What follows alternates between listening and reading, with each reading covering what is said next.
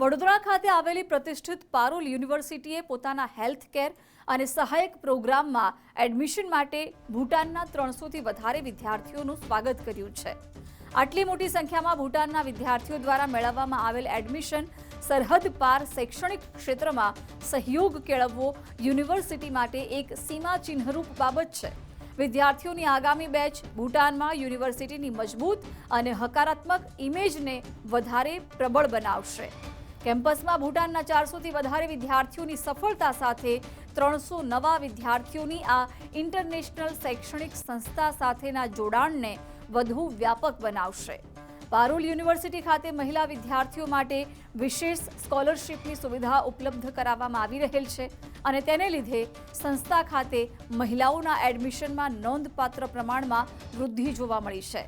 નવા વિદ્યાર્થીઓનું સ્વાગત ભૂટાન સરકારના મેડિકલ એજ્યુકેશન કમિશનના સન્માનિત પ્રતિનિધિ શ્રી પ્રકાશ પ્રધાન દ્વારા કરવામાં આવ્યું।